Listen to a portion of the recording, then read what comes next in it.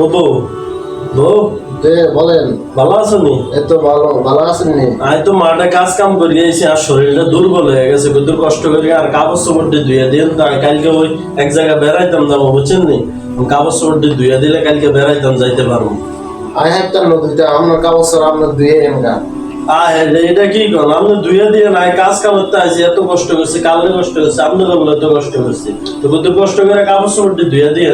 না ধুইতে হইতাম না, রাষ্ট্রীয় নিয়ম জানেন না? কি রাষ্ট্রীয় নিয়মের? রাষ্ট্রীয় নিয়ম করছে যে বউ আর স্বামীর অধিকার এক, সমান অধিকার। হ্যাঁ সমান অধিকার। সমান অধিকার হলে কেমন হইব? আপনি কি বউ জামাই কি সমান অধিকার কোনোভাবে সম্ভব নেই? বউ যেটা করতে পারবো এটা কি জামাই করতে পারবো না? কাম না জানেন না, রাষ্ট্রীয় নিয়ম যেটা করছে এটাই। আপনি কি করতেন চান সমান অধিকারে আপনার লাগবো? হ্যাঁ অবশ্যই।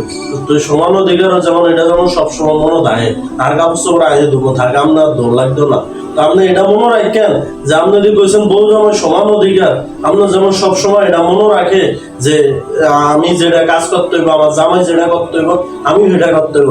ঠিক আছে, দরকার প্রয়োজন আপনি শুধু বাড়িতে রান্না বাড়ি করেন, ঝাড়ু টাড়ু দেন, দরকার প্রয়োজন আমিও রান্না বাড়ি করবো, ঝাড়ু দেবো, কিন্তু আপনি আমার কাম গুলা করতে হইব। আমি যে কাম বাইরে করি কষ্ট করে টাকা না দেয়, আপনি এই কাম গুলা করতে হইব। ঠিক আছে, আমি ঠিক আছে, মনো যেমন থাকে, আপনি যেমন কইছেন বউ জামাই সমান অধিকার, এই সমান অধিকার যেমন আপনার মনে থাকে, তো ঠিক আছে। ঠিক আছে।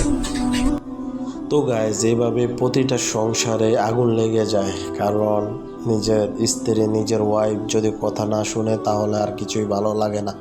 কারণ একটা পুরুষ সারাদিন পরিশ্রম করে নিজের স্ত্রী ছেলে সন্তানকে সুখে রাখার জন্য, যদি ওই স্ত্রী কথা না শুনে আর কেমন লাগে বুঝেন না? তারা যদি সমান অধিকার হিসাবে বসে থাকে, এই হলো পরিস্থিতি। যাক, অবশেষে আমিও রান্না করলাম, তার কথাবার্তা শুনে আমি রান্না করলাম, কুটাকাটি করলাম, আর কি তা এই হলো পরিস্থিতি। তো এইভাবে আমাদের সময় কাটতেছে।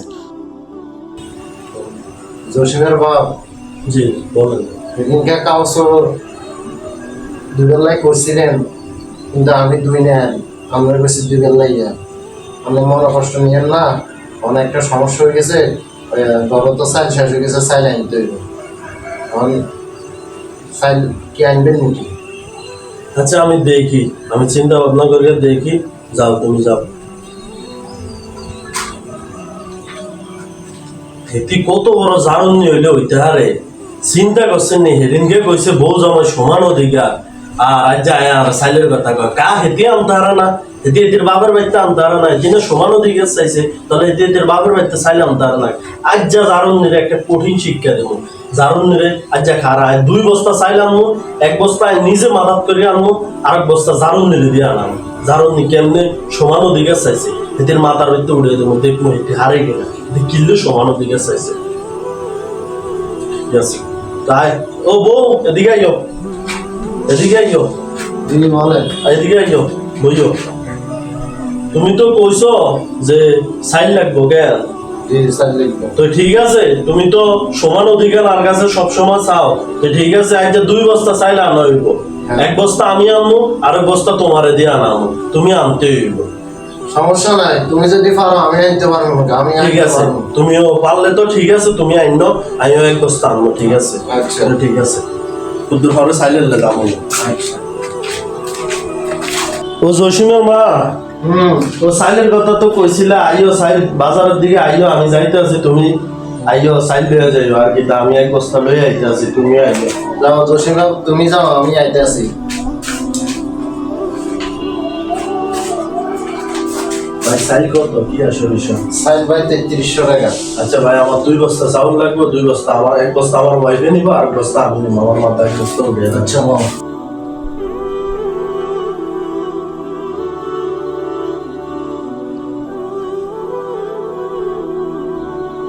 কই আইছো নি? আমার সাইডটা থুই আইছি, ধরো তোমারটা, ধরো ধরো ধরো।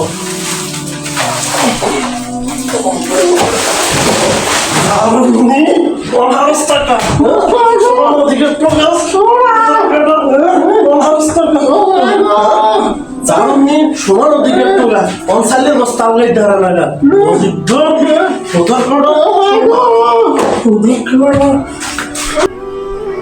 তো গাইস, আমাদের সমাজে এমন কিছু মহিলা আছে যারা জামাইয়ের কাছে সমান অধিকার চায়, কিন্তু সমানভাবে কাজগুলো করতে পারে না। তো গাইজ আজকের ভিডিওটা এ পর্যন্ত। ভালো লাগলে অবশ্যই লাইক কমেন্ট শেয়ার করে দিবে। আর আজকের ভিডিওটা শিক্ষণীয়ভাবে বানানো হয়েছে, সবাইকে দেখার সুযোগ করে দেবেন, শেয়ার করে সবাইকে দেখার সুযোগ করে দেবেন। আর আমার পেজটি নতুন, অবশ্যই ফলো করে দেবেন। তো ঠিক আছে, আল্লাহ হাফেজ, আসসালামু আলাইকুম।